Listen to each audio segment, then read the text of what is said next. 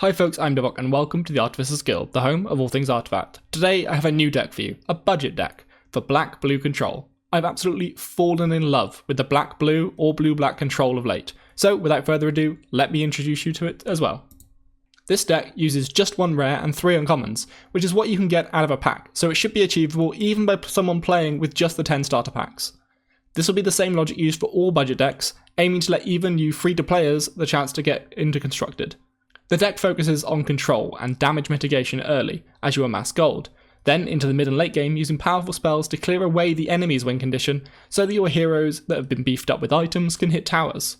It has a lot of early options with plenty of 2, 3 and 4 mana cards, so you really have to focus on what you need when. It is perfectly fine to take a little tower damage so you can hold on to that dimensional portal and start developing some gold generation from Ironfog Mines. So let's take a look at some of those cards. The running theme with these budget decks will likely be that our rare is a hero, because that's one rare card that brings 4 cards worth of value. So our rare hero here is Lich. He is the tankiest black hero and has 5 attack of his own, straight up killing some heroes, but the real reason we bring him is for Chainfrost. This signature card can clear larger boards, take out smaller numbers of powerful units, or just be used for initiative. There are so many ways to use him and his signature card, so he is an auto-include if you have him. Our other heroes, in their order, are Bounty Hunter, Phantom Assassin, Zeus, and Ogre Magi.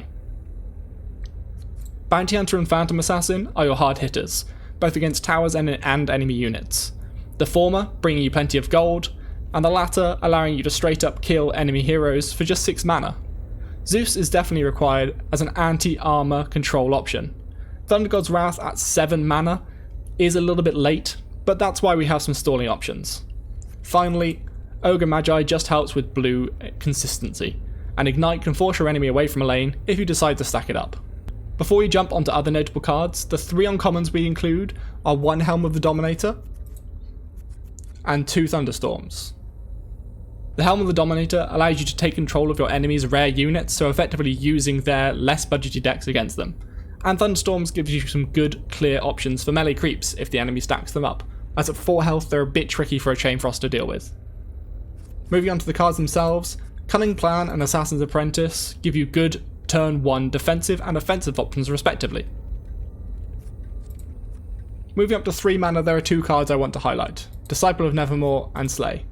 While these cards are 3 mana, don't fall into the trap of using them early if you can avoid it. These cards have insane value late, so try and use them there. However, when we move up to 4 mana, we just have value everywhere. These 4 cards, Dimensional Portal, Foresight, Hipfire and a Glody Vandal, are just oozing with value. Dimensional Portal and a Glody Vandal are both great blockers and can really put some damage on the enemy tower, while Foresight helps you think through your deck, and Hipfire is great initiative control as well as clear. These are probably the most important cards in the deck. Items are also important in any gold generation deck though.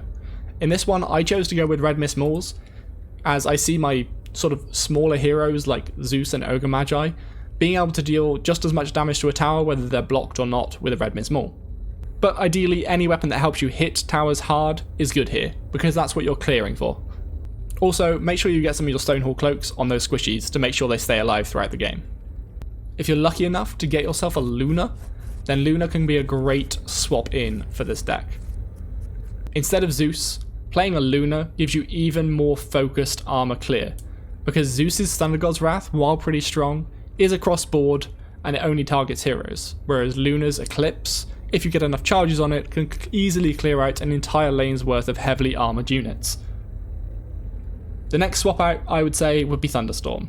If you get your hands on an Annihilation, then there really isn't any better way of clearing lots of enemies off the board.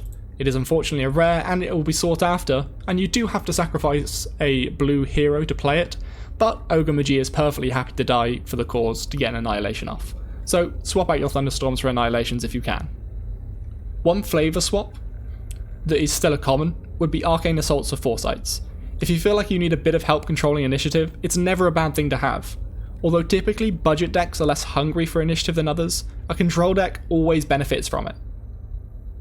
So swap in some Arcane Assaults to continue drawing cards, get some tower damage, but most importantly, get initiative. Finally, if the meta evolves into a state where cross-lane damage becomes incredibly good, then you can swap Sniper in for Phantom Assassin, but more easily and cheaply is to swap Pickoff in for Hipfire. So that's the deck, but I wouldn't just leave you there. So let's jump into a game where I put this deck into action. So we're going up against the mighty Sir Noodle with a tri-color deck running Ricks. So this of course might not be the scariest deck you'll ever see out there, but he does have Bristleback and he does have Legion Commander and Bounty Hunter, so he's got a lot of strong heroes in this deck.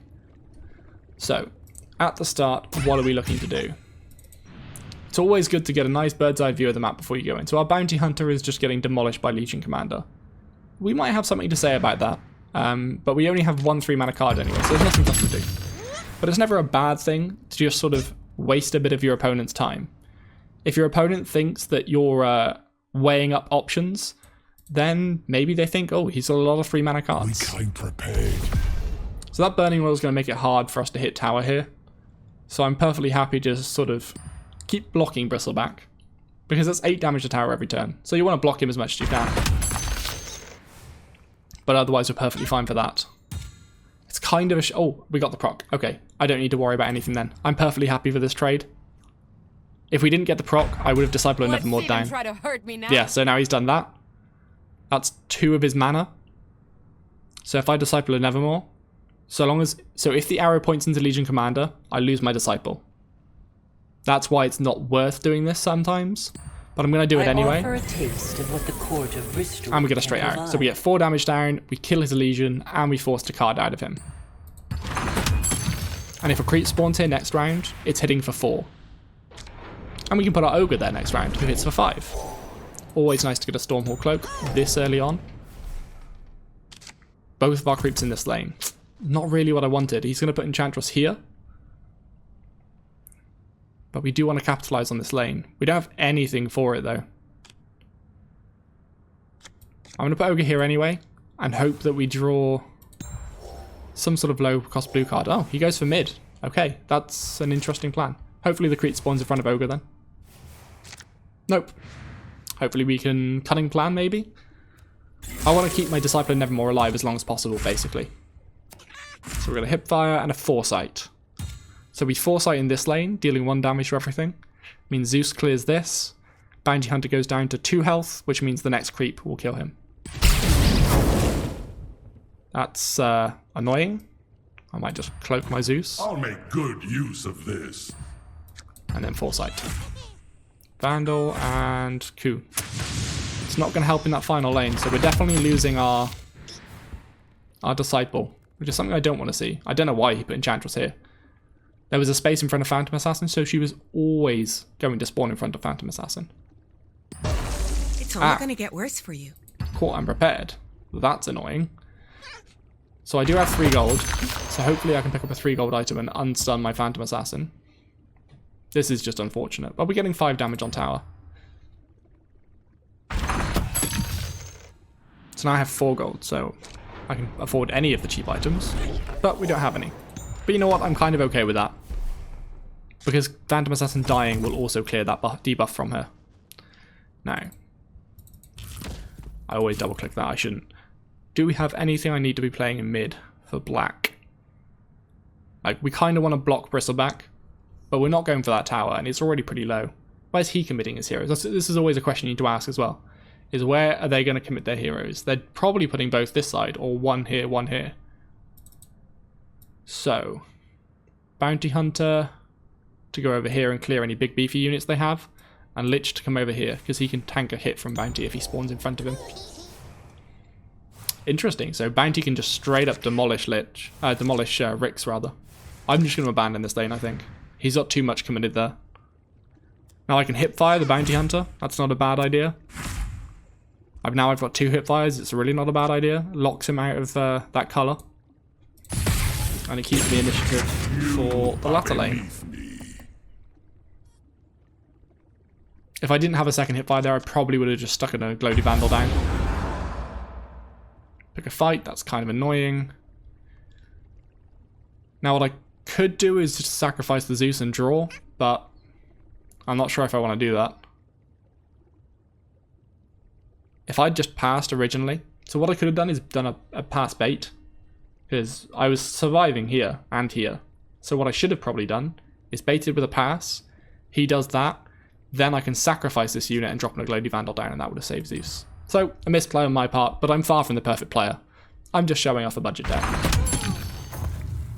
And in fact, showing that this deck definitely could have avoided that. I can't do anything here because Phantom Assassin is stunned.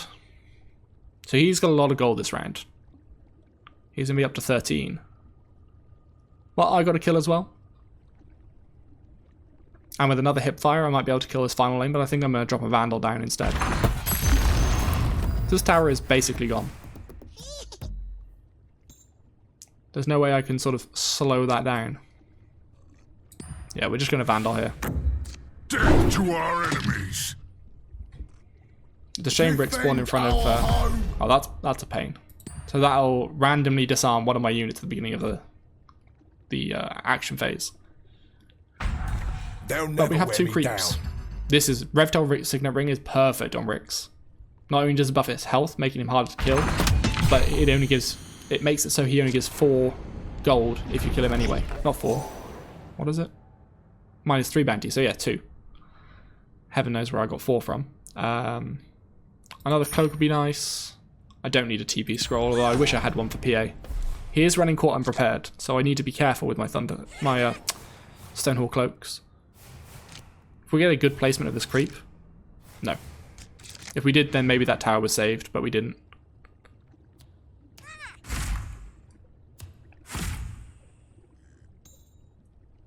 So what do I want to do here?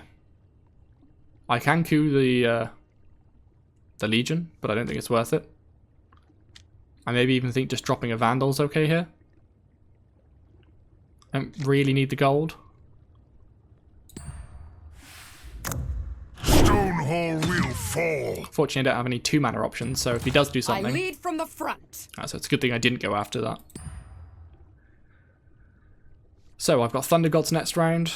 If I put Zeus in this lane, the mixture of Thunder Gods and Zeus's passive will kill Phantom Assassin. Not Phantom Assassin. It'll kill Bounty Hunter. No. Legion Commander. We got there eventually. But it won't do much damage elsewhere. Well, I should be... I'm terrible for flicking between lanes, which I realise is really bad for a tower. For What are friends for? For an observer. So he's really going hard on this lane. Does he want to... The question is, does he want to go for Ancient? Because I don't think he wins that race. Oh, that's a pain. Oh, I was pointing at creep anyway, so I'm not too salty about that at all. And I could hipfire, bringing Rix down to... That would bring him down to 5, and Thunder Gods wouldn't kill him. Oh, yeah, it would, because he takes 2 damage from this creep. Should we do that? We then keep initiative, which I'm not too worried about, but we don't have any other better plays, right? 15 seconds remaining.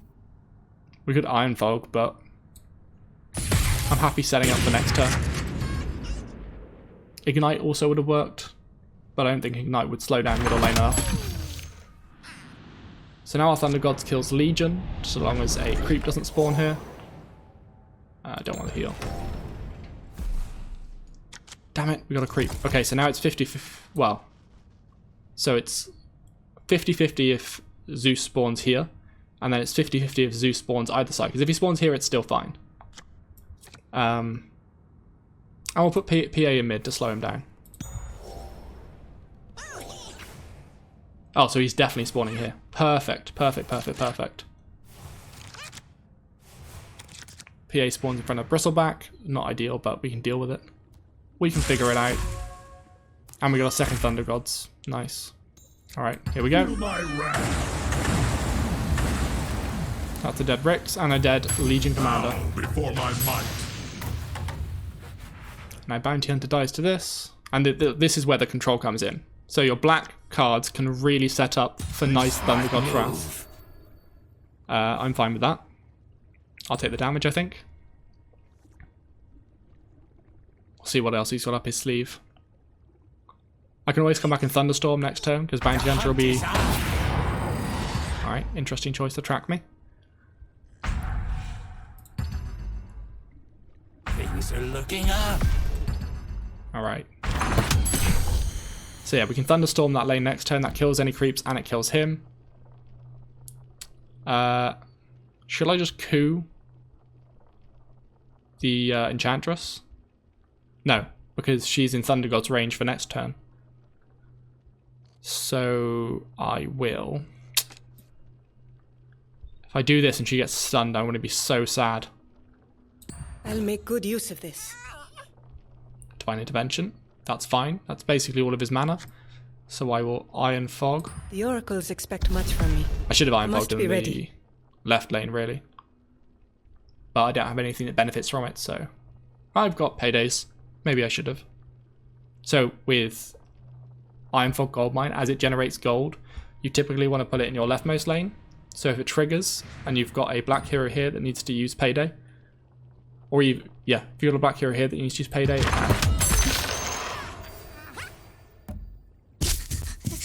oh, would you stop disarming my bounty hunter? Oh, it's fine, actually. Wait. Oh, no, we don't have enough damage now.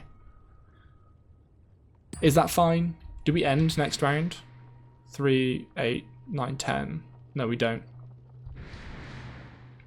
So I'm kind of okay with this, I guess. Oh, I can Thunder Gods from here. Oh, but they're damage immune, so I don't want to. Although, yeah, all it would do is kill Bounty Hunter. That's a massive waste. Let's ignite this lane. Let's show them what we can do. Sounds good to me.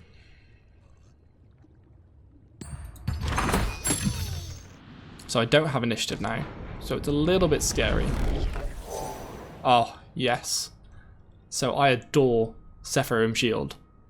This card is ridiculous. All units have -2 attack, and equipped hero has +2 armor. When you're going for a composition like this, where you're pushing 2 lanes and just defending 1, seconds remaining. if I put that in that middle lane, that severely reduces the damage coming out from these units. Meaning Phantom Assassin survives longer, and my Ancient will survive longer as well. He does have 10 mana in that lane now, so it's a bit scary. I don't know what he's got in his deck. Bounty Hunter's killing here this turn.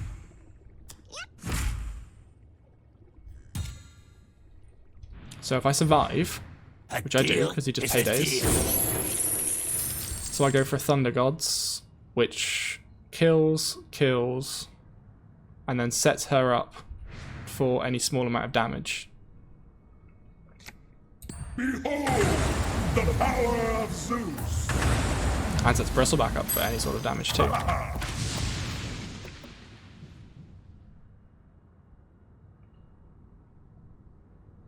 So Legion Commander coming back next turn. So I kind of want initiative from that final lane, right? Storm is gathering. I'm sorry.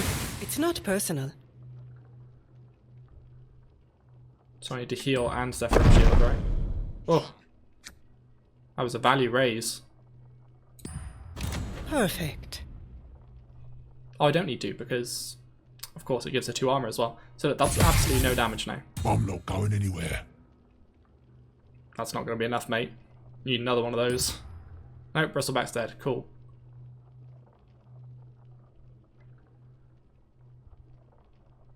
He does have initiative though, which is kind of annoying. Which means he can duel in that first lane. Alright, I finally disarmed something that isn't isn't entirely worthless. Do I Cunning Plan? Yeah, because I've got Ogre Magi. So when you're Cunning Plan to draw with this deck, so long as you're doing it in the Ogre Magi lane, you don't feel too bad about it. Because you might multicast, right? And now I've got the perfect card. And I multicasted. So I multicasted, and I've got a Hipfire, which gives me initiative. So I'm going to Hipfire this, get initiative, and then I'm going to coup de grace the Legion Commander. And it's all about these setup plays. Bam. Who killed you? No, I did. No, I did. So he has 23 gold. A good player will mark that down, or at least remember it. And after this shopping phase, I'm probably going to forget to, but in the comments below, if I do forget to, make sure you point me out on it. He's going in with 23 gold. How much gold does he come out with? And how many items does he come out with? Because you can, with the small number of items we have in Artifact so far, you can figure out exactly what he bought. This is perfect for me right now, though, because I only need to do 9 damage, and Zeus is blocked by Rix.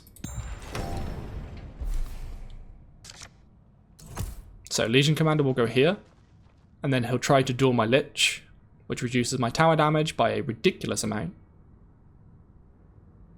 Sephirim Shield has completely stalled this lane. He got 4 damage off, and he's got most of his units here.